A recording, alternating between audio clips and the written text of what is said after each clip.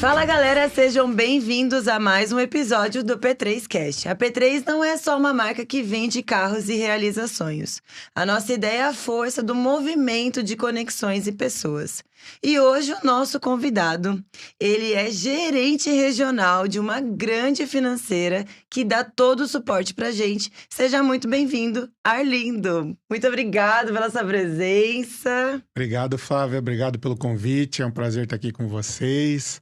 Vamos contar um pouquinho da nossa história e mostrar aí um pouquinho desse mercado de carro, o que a gente está vendo também ao longo dessa jornada, né? O Arlindo, ele entra a fundo do nosso mercado de carros e vai trazer muitas informações para o nosso conteúdo. Conta pra mim como é que você veio parar nessa vida de banco doida, porque eu acho que a gente não acorda assim e fala assim, eu vou ser bancário, né? Que aquelas metas, aquela correria, né, do dia a dia. Como é que você chegou nessa trajetória? Eu acho que nenhum filho, o pai olha e fala, esse menino aqui vai ser bancário, Só o meu né? pai, né? O meu pai falava, ou médico ou bancário. Ou médico ou bancário, né? Não sei, acho que meu pai não imaginava que eu seria bancário, apesar dos meus pais se conheceram num banco, né? Jura? O antigo Bamerindos, eles trabalhavam juntos num banco e eles se conheceram lá, então talvez tenha A sementinha tá ali. um sanguezinho no banco, né? Mas eu vou puxar lá de trás um pouquinho,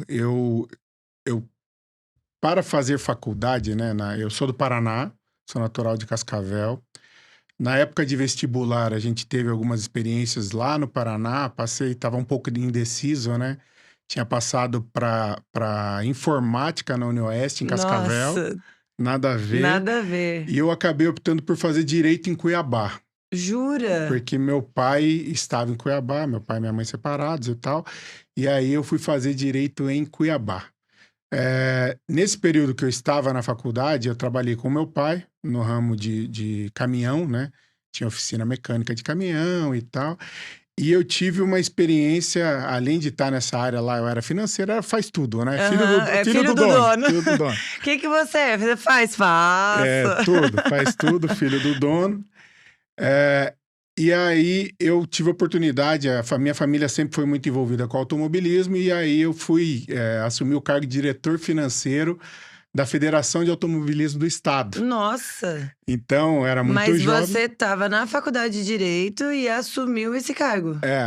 Meu tio era o presidente, tinha né? Eu acabei sendo... QIzinho ali. um QI, né? Acabei sendo diretor financeiro por acho que 2 mandatos, se eu não me engano.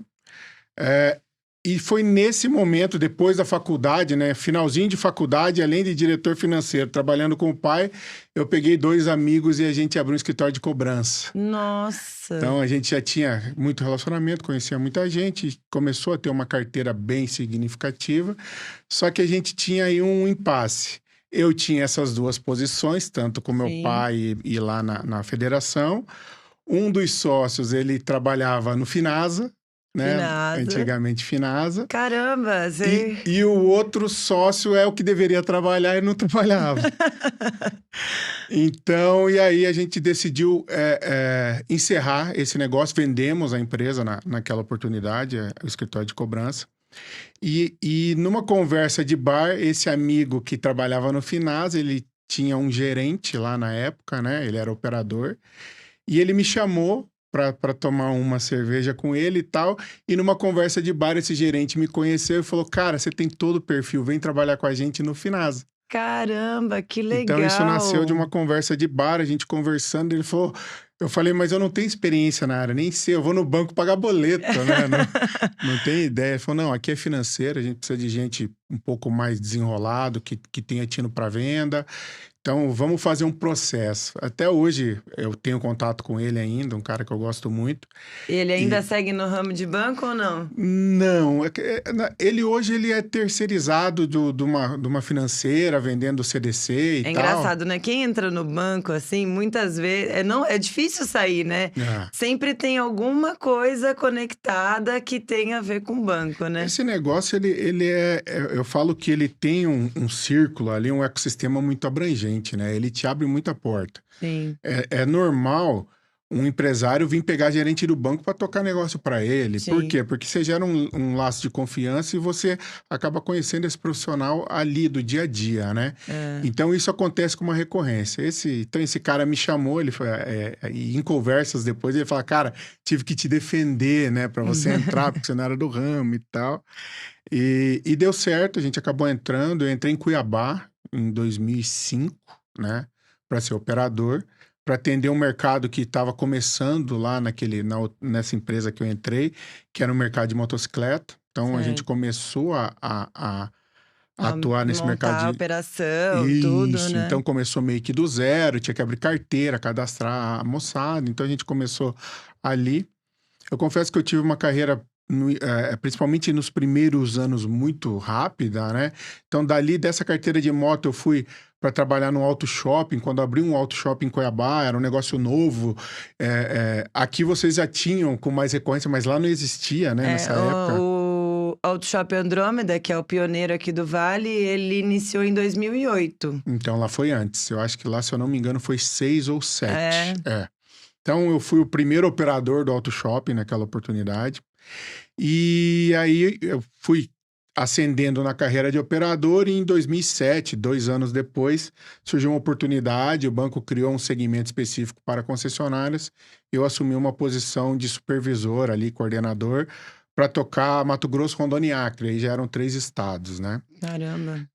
Fiquei pouquíssimo tempo nessa posição também, 1 ano depois fui convidado para tocar uma operação que vinha de Goiânia, pegava ali toda a Belém-Brasília, pegava Anápolis até Porangatu, então eu toquei todo o interior do estado de Goiás.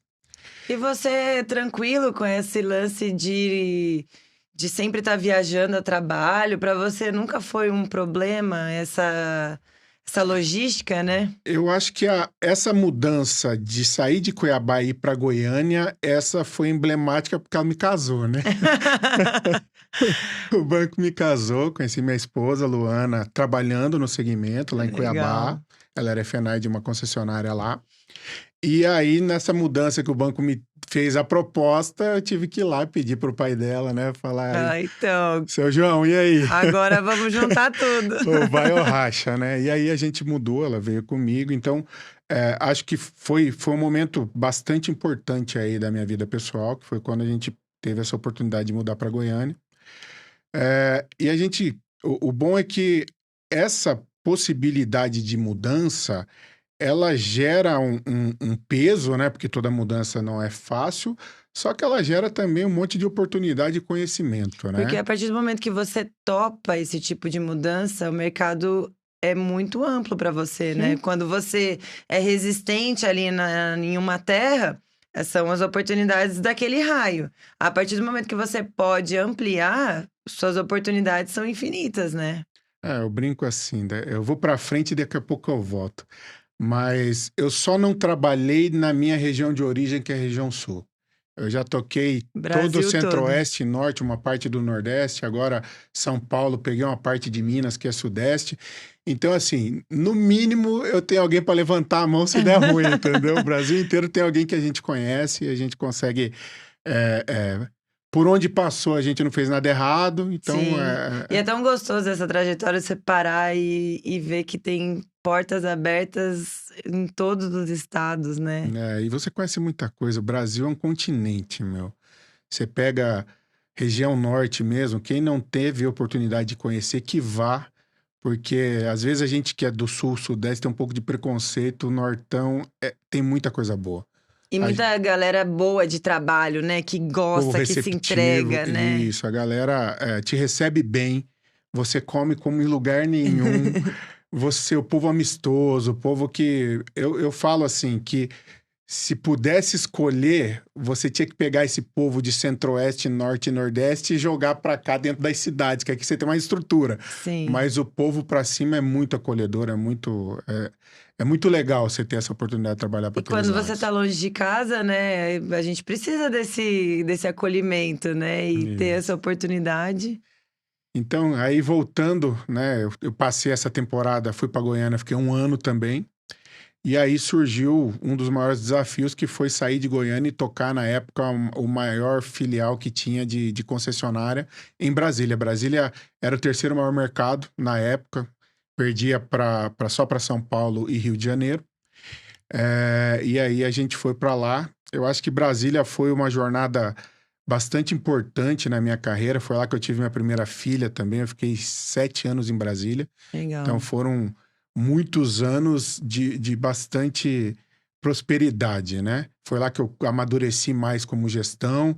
Em Brasília, no ano de 2013, eu fui promovido a superintendente naquela oportunidade para tocar toda uma parte do Centro-Oeste, uma parte ali do Nordeste, pegava o oeste da Bahia e toda a região Norte. Então, eu falava que eu era caminhoneiro chique, né? Vivia dentro de avião. Mas conta uma curiosidade, assim, como você consegue fazer essa gestão, de certa forma, à distância?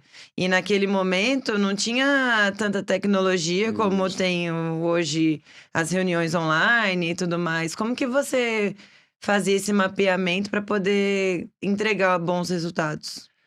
A gente aprende com as pessoas, né? Eu tive bons líderes na jornada, então eu tinha um cara que foi o meu gestor anterior, que Toninho, esse não tá no segmento, ficou rico, não quis mais saber. Mas ele era um cara que ele era muito, muito bom de time. Então ele sempre falava o seguinte: forma o seu time primeiro, traz as pessoas para perto de você e depois você dá direcionamento. Fala com os caras, liga para os caras. Não aquele negócio de você que hoje a internet aproximou muito, mas naquela oportunidade não tinha. Sim. Cheguei em Brasília, a gente trabalhava com BlackBerry ainda, era um negócio, né? Quem tinha, né, o BlackBerry, Sim. era aqueles Nextel, né, aquelas coisas um pouco mais atrás. Então ele falou, cara, converse com as pessoas, entenda um pouco o ponto de vista e as necessidades das pessoas, porque elas não vão te deixar na mão. Traz os caras para perto de você, que eles vão te entregar o que você precisa. E sempre foi assim. Desde sempre, a gente sempre trabalhou com um grau de confiança. Eu não consigo trabalhar com quem eu não confio, né? Então, a gente sempre procurou ter uma interação ativa. Falar com os caras todos os dias, mais com aqueles que precisam mais, menos com aqueles que andam mais sozinhos. Você precisa identificar o perfil de cada um. Então, eu consegui desenvolver isso ao longo dos anos, de saber o cara que gosta. Tem nego que é mais carente, o cara que quer que você fique ali o tempo todo. E tem nego que, se você ligar, o cara não funciona. Ele quer andar sozinho. E tá tudo bem também. Então, você tem que identificar qual que é a necessidade de cada uma das pessoas e começar a direcionar. Mas a distância, ela funciona como? Primeiro, se você escolhe o time da forma correta, se as pessoas estão com você naquele projeto, e se você tem a dosimetria de quanto você precisa estar presente no dia desses caras.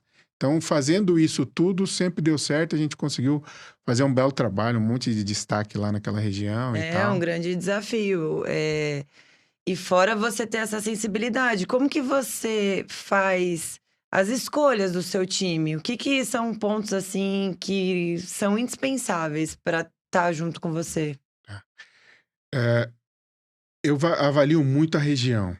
Então, o que eu preciso para aquele momento, para aquela região? Como a gente está falando aí da minha trajetória, é mutável. Hoje eu tô aqui, amanhã eu não tô, né? Então, tem regiões que você precisa de um modelo de gestão para aquele momento. Então, você pega uma região que está um pouco mais problemática, que você não tem performance, que você está perdendo time, que você tem que ter um cara de mais punch, um cara com uma gestão um pouco mais dura, um cara que vai chegar ali para quebrar o modelo, vai chegar chegando, né? Tem região que já está rodando, que aí você precisa dar uma sequência. Então, cada uma das contratações que a gente faz ou das promoções que a gente faz, a gente olha muito o perfil do cara para a cadeira.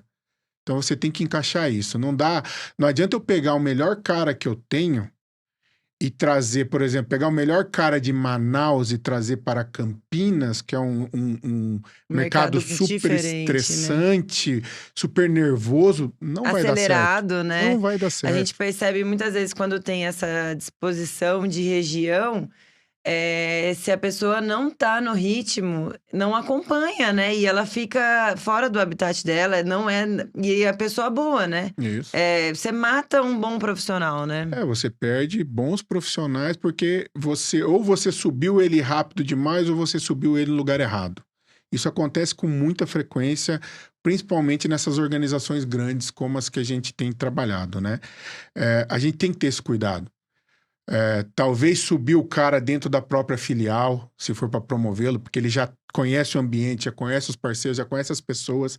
Isso é um grande passo, porque quando você muda o cara de lugar, ele tem adaptação também. Sim. Então, E muitas vezes você já quer o resultado rápido, porque Isso. você fez essa Ainda mudança, mais banco, né? Sim. Meu, banco é tudo para ontem, Não tem tudo para agora, exato. Então, a gente não tem tempo de maturação.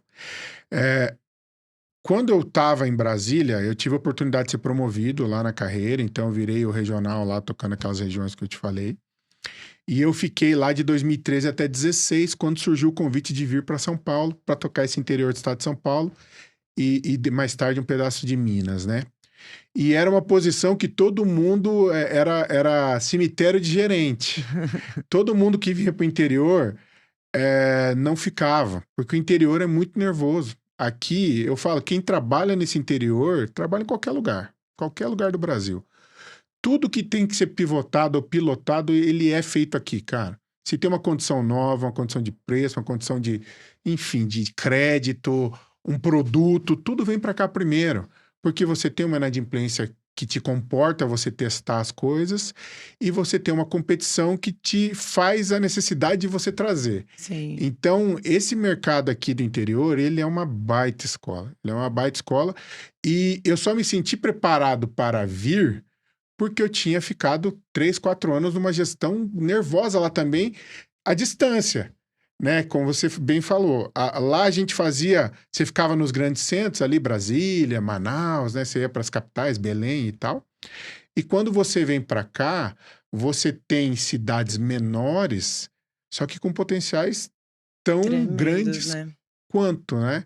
Então você acaba tendo esse trabalho todo aí de ter que olhar para a operação de uma forma um pouco menor de região, só que maior de impacto e de importância. Não que lá não seja, com certeza é também. Só que o centro é mais nervoso, cara. Aqui, vou falar um negócio que você vai saber bem o que eu tô falando. Vocês não reclamam. Você vai pro concorrente. É simples assim, tão simples quanto isso. Então é difícil de eu ter um diagnóstico. Lá no norte, a galera me ligava, centro-oeste, Arlindo, seu operador, e brigava, porque ele queria fazer negócio comigo, porque ele tinha um bom relacionamento, porque ele gostava da empresa e tal. Aqui não, meu. Não quer? Tchau, obrigado. Acabou. Se eu chegar e demorar com você, se eu não entregar aquilo que você quer, se eu não fizer do jeito que você quer, você vai passar pro outro e vai continuar rindo pra mim, vai ser minha amiga e tá tudo certo. Só que o negócio já foi embora. Então, para eu ter um diagnóstico aqui em São Paulo, é muito mais difícil. Eu tenho que ficar com os caras muito mais em cima de vocês, muito mais próximos, porque senão eu demoro muito a tomar uma decisão que às vezes está debaixo do nariz e a gente não está enxergando. E assim, essa sensibilidade vem no dia a dia, né? Na convivência do tete a tete. Porque no online vai abrir lá, vai falar, tá tudo bem. Mas no dia a dia, às vezes tem um lojista precisando de alguma demanda, aconteceu uma situação dessa e aí é muito rápido. A gente tem F-Anais, né? Então, elas já são assim também. Ó, não me atendeu no tempo certo, já troquei e é isso. E quer solução. Por quê? O nosso cliente dá essa demanda pra gente. Nós estamos instalados no Auto Shopping, onde tem mais outras 3 lojas. Se o meu cliente vai ao banheiro, ele tá passando por uma loja. Antigamente, nós não tínhamos bebedouro dentro da loja. Hoje tem toda uma estrutura, mas se ele fosse tomar água, ele já estava dentro de outra. Ele tá sentado, ele olha o espelho, ele tá vendo outra. Então, se der bobeira, dá um insight no cliente, ele levanta e vai para a próxima mesa. Então, isso nos exige essa agilidade de informação, de atendimento, porque o cliente, ele não dá tempo pra gente. Ele quer ser atendido rápido, no tempo dele, da forma dele, então o banco, consequentemente, vive isso com a gente, né?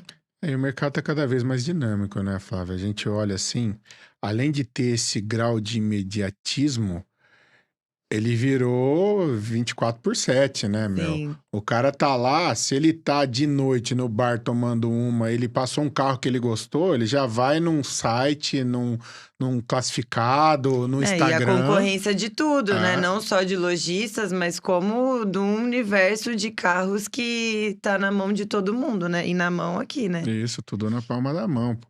Eu falo assim, o nosso mercado, de um modo geral, ele, ele é o mesmo papai e mamãe há muitos anos.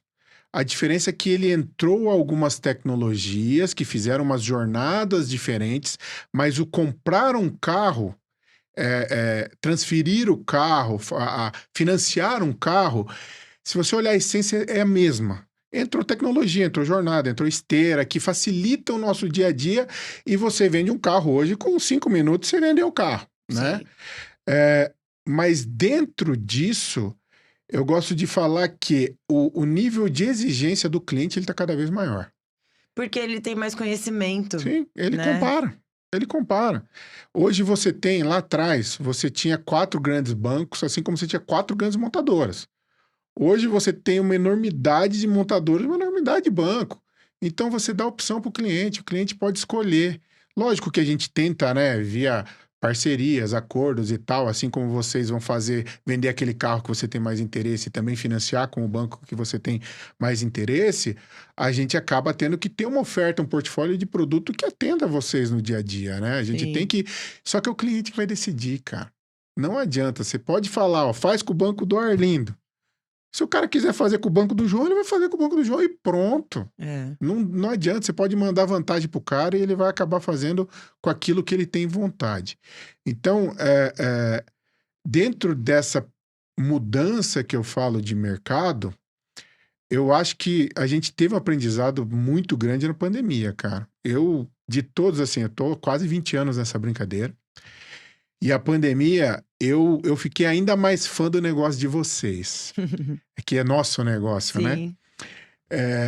Porque a gente viu, né, uma coisa que vocês não faziam, a grande maioria não, vocês sim, eu acho que aqui, pô, São José, Vale do Paraíba é diferente de várias regiões, vocês estavam muito à frente desse mercado de carro, porque o shopping fez essa competitividade, vocês tinham É. que, você falou, se o cliente sai daqui, ele entra ali, ferrou.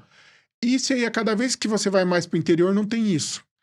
Então a pandemia fez o quê? Ele fez com que, se você vende um carro hoje, talvez você não repunha amanhã, porque faltou semicondutor, não entregava o carro zero, o carro usado explodiu, teve aquela série de coisas que aconteceu. E eu lembro de entrar em algumas lojas, do parceiro falar o seguinte: olha isso aqui, Arlindo, essa Toro que eu tô vendendo, ela não tinha nenhum lead. Do dia para noite chegou 150 leads no mesmo carro. Aí eu fui lá no site classificado, era a mais barata do Brasil. Eu não reposicionei o carro. Sim. Então vocês precisaram ser mais efetivos no que tange a venda de carro. E nós do lado de cá também. Se a gente não entrasse com assinatura digital, com, enfim, uma série de As ferramentas. análises muito rápidas. Hoje, uma análise é só a gente preencher os dados e o banco já dá a CPF, telefone, nome da mãe, E né? só. É. E olhe lá, tem situações que você coloca o nome e já carrega todo o histórico do cliente. Então, isso foi a pandemia que fez a gente acelerar esses processos. E isso fez com que, cada vez mais, a gente pudesse entrar numa seara de customizar as coisas para o cliente. Que cada vez a gente tem falado que a customização ela chegou para ficar, né? Todo mundo quer o tailor-made, né? Que é aquele negócio feito para ele. Sim. Então, a gente ainda está no início desse negócio. Isso cada vez mais vai ficar. E nós, como vendedores, somos ainda embriões nisso. Não tem. A gente está acostumado em vender só o que você quer. Você quer parcela? Então vamos vender parcela. Mas você tem mais. O cliente tem mais necessidades. Porque a partir do momento que ele compra um carro, ele precisa de um seguro.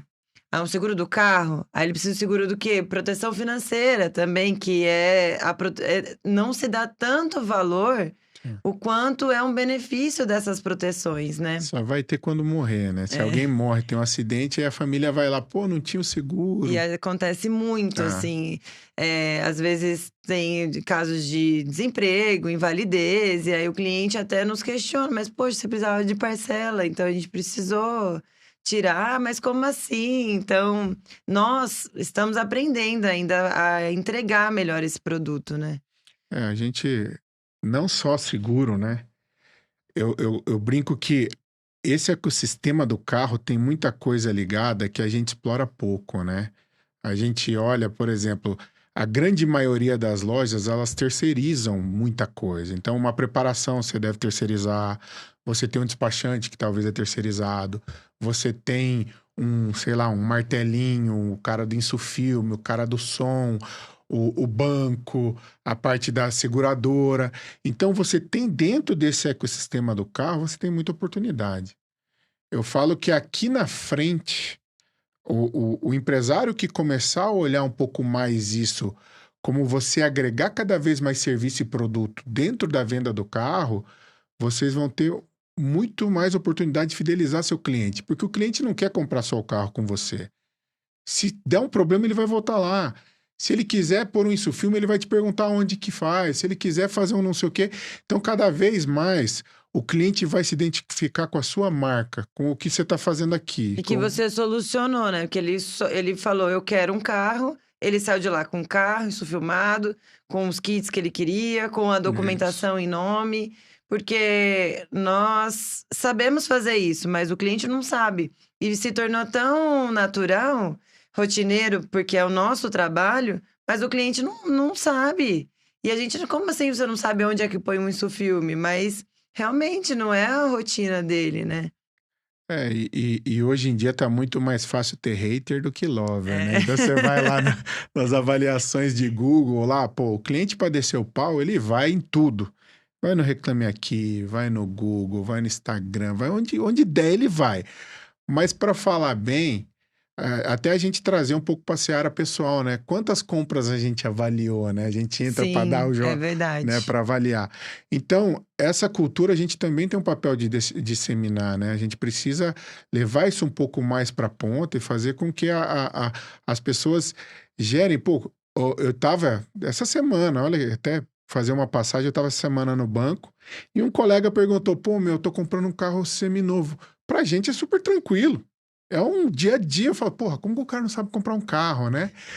Aí ele veio, pô, como que eu faço? Que loja que é boa? Que não sei o que. Eu falei, cara, vamos fazer o seguinte: abre um site de classificado, ou procura na internet, num Google da vida, acha o carro, vê se te serve. Aí você me traz, eu vou te falar se a loja é legal. Porque ele já queria ir me fala uma loja que eu vou lá pra ver. Então, não é um negócio simples e o pessoal tem dúvida de coisas que pra gente no dia a dia são super triviais, a galera tem dúvida. Quantas pessoas não sabem como financiar um carro? Quantas pessoas não sabem como fazer, que é possível, tem gente que não sabe que dá para financiar. Sim. Então Os tem documentos, né? Nossa, eu transferência. preciso de olerite, preciso de extrato bancário, das adaptações até mesmo do imóvel, que um conecta com o outro, e são operações completamente diferentes, né? Sim, super distinto. O Brasil falta muita informação. Ah, a gente, né, talvez sejamos privilegiados pelo tanto de informação e input que a gente tem no dia a dia, pela escolaridade que a gente teve, enfim, mas a gente não tem uma educação financeira que seja de acordo. Então, muita coisa que parece simples não é. A galera não sabe. E de verdade a galera não sabe. Se você pegar aí mais da metade da população e fizer 2, 3 perguntas, o cara não sabe te responder. Então a gente tem que ter esse cunho também de levar isso, gerar alcance. O sonho do brasileiro antes da casa é o carro, cara. A gente realiza sonhos o dia inteiro. E eu digo, além do mais, não só como sonho, que desde menino você já pensa lá qual carro que você quer ter com 18 anos, né? Você já vai se imaginando. Mas é a moeda. Como não tem esse controle financeiro, então, se ele também muda de empresa e melhora de salário, ele vai comprar um carro melhor, porque ele vai trazer mais conforto para a família. E a mesma coisa se for para uma situação pior. Ele vai vender o carro, vai pegar um troco, vai Isso. investir no apartamento. Hoje a gente fez uma transação que há 2 meses ele nos procurou por um carro 7 lugares, cheio de tecnologia, e hoje fez uma troca de um carro mais simples, mas para poder investir no apartamento. E para a gente foi tão prazeroso participar dessa transação, porque ele está crescendo o patrimônio dele, ele está fazendo mais uma conquista. Então não é só simplesmente essas transações, mas a gente faz parte da rotina dos nossos clientes, né? E com certeza esse cara vai voltar lá. A hora que Vai. ele tiver a condição de trocar o carro de novo, ele vai lembrar todo esse suporte que vocês deram, tanto no upgrade como no downgrade, e ele vai voltar lá, meu. Sim. A gente A vai gente onde. ganhou até Olha chocolate, aí. panetone. A gente vai onde a gente se sente bem, né? Você tocou num ponto que a liquidez do carro é um negócio impressionante. Eu falo para os meus amigos que não são do ramo que não tem um negócio como o negócio de carro, por alguns motivos, mas o mais emblemático que eu falo é: se amanhã a Flávia falar eu não quero mais mexer com isso, em 30 dias você liquida o estoque. Você traz para preço de compra e você vende tudo. E vai para a Vende. praia gastar a grana. E você não pode fazer isso com uma indústria, você não pode fazer isso com uma farmácia, com um mercado. Você tem uma série de imobilizados para sair de dentro. E Sim. loja de carro, não. Então, isso dá também uma liberdade de planejamento que vocês conseguem diversificar. E por isso que os bancos olham com tanto carinho para essa operação, porque além de empresários do carro, vocês também são empresários dos imóveis, vocês têm uma série de coisas que estão dentro desse ecossistema que abrem um mar de oportunidade. Então a gente gosta muito de vocês, cuida bem de vocês, porque tem muita oportunidade nesse segmento. E um dos pontos interessantes, assim, que eu vejo da operação, vocês nos dão também um pouquinho daquele início de operação de carro, porque hoje em dia é tudo muito robótico. E o banco ele tem trazido essa aproximação. Então, deixa eu entender melhor essa proposta. Deixa eu realmente entender o que se o que a escala colocou realmente faz sentido. Entender melhor o que está acontecendo por trás daquele cliente. Muitas vezes o cliente estava só com a data de vencimento errada, que para ele recebe no 5º dia útil e ele paga todo dia 10, só que o vencimento dele com o banco tá dia 1º. Então eu vejo que além disso, da tecnologia, mas o banco ele também traz essa flexibilidade de entender melhor o cliente. Eu admiro essa operação, porque hoje em dia a maioria é: "O que que deu a tela? Tá aí? Acabou. Acabou. Tchau". É céu e inferno, né? Eu gosto de falar assim, que o pior crédito é aquele que eu não dei. Eu acho que tem espaço para dar crédito para todo mundo, conforme o risco que aquela organização quer tomar. Então você tem bancos mais nichados na alta renda, você tem bancos nichados no subprime, você tem banco para todo mundo. É encaixar o que cabe no bolso do cliente, encaixar o que dá para fazer para o cliente. Então, você tem oportunidade para todos os níveis. E os bancos, conforme o risco que ele quer tomar, ele tem nicho em todos os mercados também, meu. Tem muita gente que ganha dinheiro com o cara da inadimplência, o crédito para negativado É que a gente escuta. verdade. E é um bom negócio, que você atende as duas pontas. É bom para quem vende, é bom para quem compra. Então a gente fala, né, que toda vez que se encontra dá negócio, né? O que quer comprar, o que quer vender. Então o banco, de um modo geral, ele vem para ser um facilitador. Muita gente, assim, acha que o banco é o vilão, porque tem um puta Não. lucro, não sei o quê. Mas principalmente o Brasil, ele precisa muito do banco para se desenvolver. Se não fosse esse tanto de linha que a gente tem, quer seja subsidiada por BNDES ou não, ele alavanca muitos negócios. E dá oportunidade de compra, Sim. porque se for depender, como eu comentei, de guardar 40.000, 50.000, 100.000, o brasileiro não vai guardar. Não, pode ser o maior expert, porque ele vai ver aquele momento: "Ah, eu acho que hoje eu vou, então, fazer uma viagem porque eu tô rico, né? Então, o brasileiro, eu tô rico, tô pobre, tô rico, tô pobre". Vê a conta cheia, daqui a pouco já gasta com alguma coisa que não faz sentido. E o banco nos dá a oportunidade de ter essas conquistas, né? De forma alguma é vilão A gente, desde que você trabalhe bem, né? Tudo é conforme o cuidado que você dá para aquela operação. Então, se você tem um bom nome, você pode negociar ali com todas as oportunidades, né? A gente fala que o limite não pode ser meta, né? Que às vezes o limite do cartão de crédito é 20 pau, enquanto não estourar, não para, né? Então, É não pode olhar verdade. desse jeito. A gente acabou dando uma voltona, né? Mas voltando um pouquinho, né, então, pro nosso mercado aqui, eu acho que a gente tem, falando um pouco de crédito nessa mesma linha, nós vamos ter 2 momentos agora que estão em vias de, que vão mudar um pouco esse game, mudar para melhor no que tange a oferta de crédito, né? Banco vive de crédito. A gente ganha dinheiro com crédito, tesouraria, algumas operações fora e tal, mas a carteira de crédito dos bancos é onde dá a grande massa de resultado. Alguns bancos ganham com grupo segurador, enfim, mas a gente vive de crédito, vive de emprestar dinheiro. E para o nosso negócio, a gente tem dois momentos que estão chegando que vão ser muito importantes. Um é o marco legal das garantias, que é aonde hoje eu tenho um problema muito grande para prender um carro. Então eu preciso do judiciário, eu tenho que notificar, a notificação tem que vir positiva, tem uma Tem o série de. tempo, né? Então, isso é moroso e caro, muito caro para os bancos, para você aprender. Então a gente acaba tendo um problema. E com o marco legal das garantias, é lógico que é uma coisa que ainda está se amadurecendo, foi aprovado, mas ainda tem uma série de etapas por vir, mas ele vai permitir que eu pegue um carro de uma forma muito mais simples, né? Eu fazer uma apreensão de carro com notificação de cartório, por exemplo, sem precisar do despacho de um juiz. Então isso vai permitir que eu prenda mais carros, que hoje a eficiência de apreensão não é tão grande.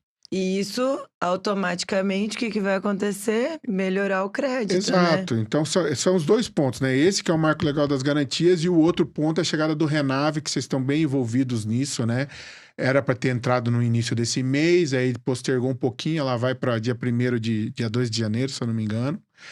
E isso vai fazer com que vocês tenham um pouco mais de formalidade, aqueles pequenos que não têm muito passam a ter um pouco mais de formalidade, e aí você permite com que os bancos realmente eles tenham mais segurança na operação. Com o Renave você diminui a fraude e com o marco legal você aumenta sua capacidade de apreensão. Consequentemente, a sua oferta de crédito tende a aumentar. Então a gente está vendo que, além da oferta de crédito aumentar, lógico que tem um monte de senão no meio, Sim. né?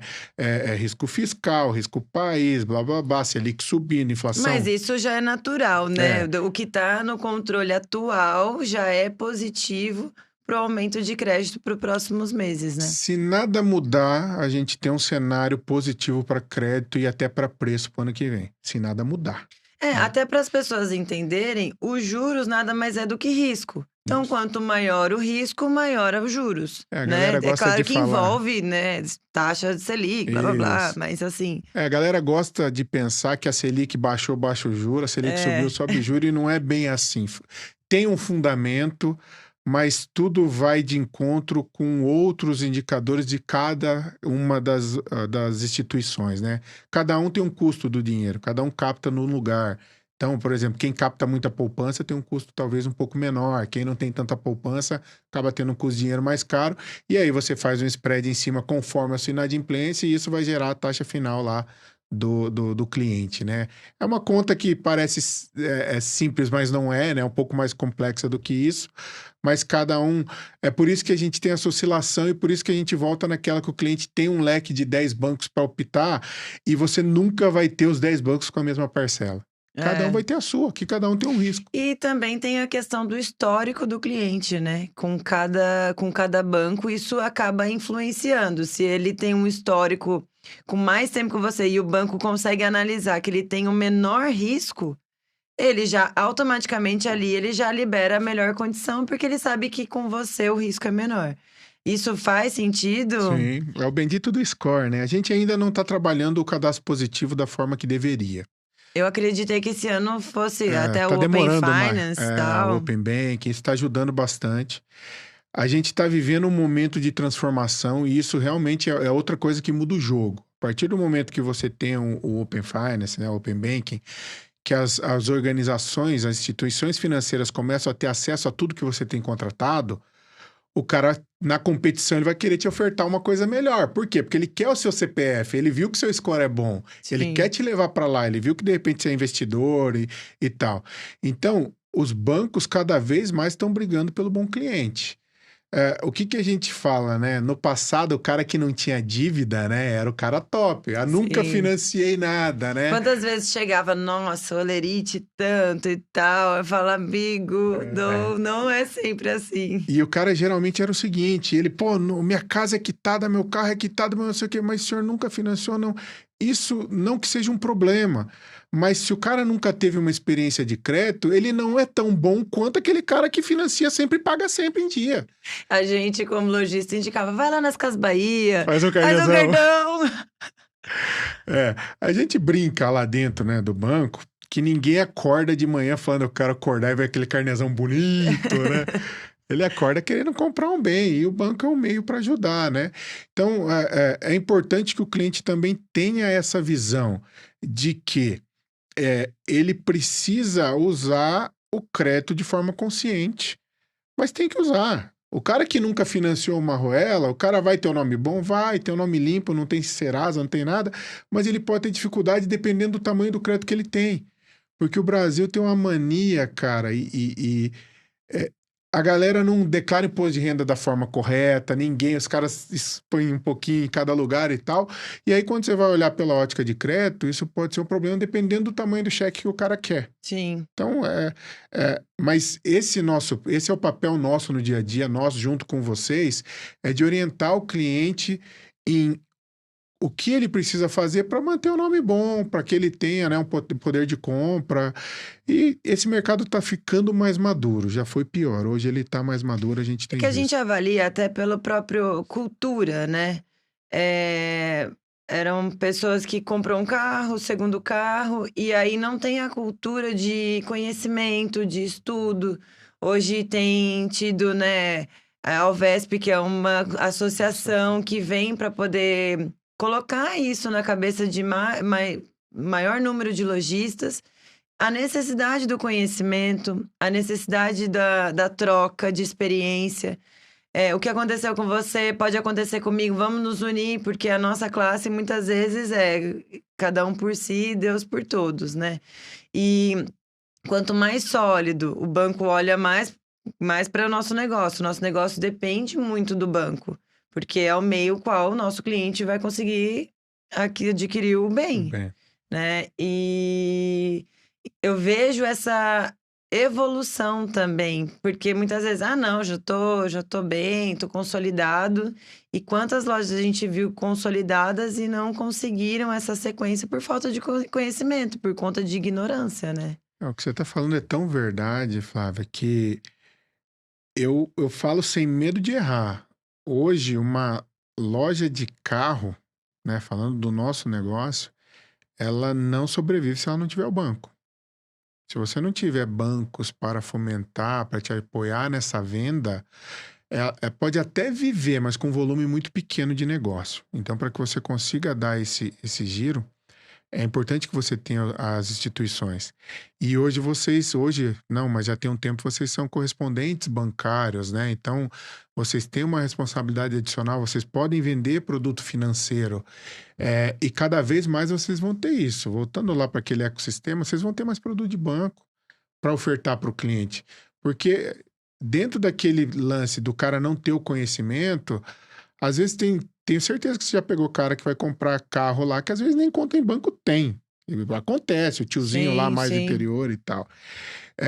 E dentro desse negócio associativo que você falou, que as lojas estão se profissionalizando mais, conversando mais, falando que a dor do um talvez seja a dor do outro, é a mais pura verdade. A gente já teve situações de a gente repensar a operação no mercado inteiro por conta de fraude em uma determinada cidade. De você chegar lá e algumas quadrilhas atuarem em determinada região, que alguns lojistas, de repente, foram aliciados e acabaram fazendo coisa errada, que o mercado inteiro pagou o preço. Foi. Então, a gente realmente tem que ter esse cuidado e dar força para os caras que trabalham direito. E uma das coisas que é a nossa filosofia é Um exemplo que o banco já olha com um olhar diferente devido ao tamanho do risco é o sem entrada. É. E, e aí, o que que eu falo no nosso time? Vamos fazer a nossa parte, que é o nosso trabalho do começo ao fim. Pegar a documentação física, o cliente vir à loja, conversar com o cliente, porque a gente que lida com o ser humano, atendimento, já tem uma sensibilidade, uma experiência maior. É até de comportamento. A pessoa estando só no digital e você pagar a ficha e entregar o carro lá, você não teve nenhum feeling. Você simplesmente colocou total risco à sua Tirou o operação. pedido, né? E assim, muitas vezes, né, como vocês são exigentes? Sim, porque a gente sabe que uma operação dessa não feita a nossa parte pode colocar em risco todas as outras os outros negócios. Então, será que vale a pena você colocar em jogo o nome da tua loja, o nome que você precisa tanto com o banco a troco de uma proposta que você não fez o básico bem feito, que é trazer o cara para dentro da loja com câmera, né? Que isso tudo tem um cerco de segurança, né? A gente fala que é um preço muito alto para um retorno muito pequeno. Às vezes um vendedor acaba fazendo alguma coisa errada e o preço que a loja paga é muito alto por conta daquilo, né? Então a gente recomenda que cuide do seu login, né? Olhe cada um com o seu, cuide da sua equipe, oriente ele ao que deve fazer ou não. Ah, a gente tem uma série de fraudes, né? Que esse mercado ele é um mercado de risco, né? Mas uma que está bastante latente, porque o cerco está se fechando, a gente tem um monte de ferramenta. E hoje a gente está vendo o quê, Flávia? Chega o cara com nome bom, ele é aliciado, aí ele vai lá, ganha uma graninha para financiar 6, 7 carros, um em cada banco, em várias instituições financeiras. E de repente tem loja que está vendo isso, está falando, puta, vou vender 7 carros. Cara, meu, Em um mês só. quem que compra 7 carros, gente? E acontece. Não, mas o cara vai vender 7 carros um mês. E o mês seguinte? Também. Esquece o dia de amanhã. E que hoje as informações são muito conectadas e muito rápidas. Antigamente, quando você financiava no banco, o outro banco para saber ia saber daqui a um mês. O Bacen só marca no outro mês, né? Então demorava. Agora não, agora tem ferramentas, a B3 ajuda muito nisso, né? Tem ferramentas para a gente poder ver o que está acontecendo, né? E o pior é que tem uns engraçadinhos que você ainda liga para eles e eles falam assim, uai, por quê? Eu não posso comprar 6 carros? Ai, meu Deus. Aí Isso você é olha doido, lá, né? o cara tem uma renda desse tamanho, faz um em cada banco e vai embora, cara. Mas a gente tem bastante história disso, né? Dá para ficar conversando aqui, fazer uns 20 podcasts, né? Principalmente nesse ambiente de fraude, as tocaia que já fez para pegar E eu sou o nego. tipo que adoro investigar. Investigar. FBI parada aí, o que tá acontecendo? Não, já teve vez de parar o carro aqui, a casa ali, baixar o banco e ficar de olho, assim, pra ver. Por isso que o nosso ramo nos deixa tão complexo, né? Eu me sinto... Nós somos psicólogos, nós somos bancários, nós somos vendedores, nós somos empresários, nós somos Polícia, né? tudo. É isso. Mas é um mercado apaixonante, né? Você pega assim... como a gente falou lá no início, o cara que tá nesse negócio... Se você perguntar das pessoas, elas estão no negócio ainda, né? Eu não estou no negócio nas regiões que eu já passei, mas eu tô no negócio ainda daqui em São Paulo agora. Que eu acho que entra uma energia na veia, né? Uma adrenalina a mais que a gente fica viciado. E esse lance da venda, né? Não tem meio vendedor, cara. Ou você é ou você não é. Então, você não acorda... Antigamente tinha isso. Você não sabe fazer nada, vai ser vendedor, né? Hoje não, cara. Olha o tanto de treinamento que você tem, olha o tanto... As empresas que se dão bem, são raríssimas as empresas que não têm um time de venda afiadíssimo. A própria Apple, que hoje, né, não é mais a mais valiosa, mas acho que é a segunda mais valiosa do mundo aí, ela tem os consultores lá, mas são o quê? São vendedores. Estão ali para mostrar o produto, para vender o produto. Você consegue se autoatender? Consegue, mas tem um cara lá para te vender o negócio. Mesmo sendo tão poderoso, né, um produto que ele já auto-vende. Quem tem Apple, você não tem mais Apple. Você não compra Apple, né? Você compra um aluguel. Atualização. É o aluguel que vai trocando, né? Mas mesmo assim, olha a importância de um vendedor. né? A gente fala assim que a força motriz de toda empresa, ela é o time de venda. Se você não tiver o time de venda alinhado, você não vai ter sucesso. Não adianta você investir na maior tecnologia. No banco a gente fala que é phygital, né? Que é uma mistura de físico com digital. Se eu hoje tirar meus operadores da ponta, eu fiz essa pergunta para alguns gerentes esses dias atrás. E fiz essa reflexão comigo. Se eu tirar 100% do meu time de venda hoje, quanto que eu produzo? Eu vou falar para você que não chega a 20% do que eu faço, porque esse negócio ainda é feito por pessoas. Eu tenho certeza que se o operador não for na sua loja, você não vai dar negócio para aquele cara. Ele, no mínimo, tem que ir lá de vez em quando para te dar um bom dia, tem que te ligar, te mandar um WhatsApp. Ainda existe aquela máxima do quem não é visto não é lembrado. A gente Sim. precisa ter essa interação.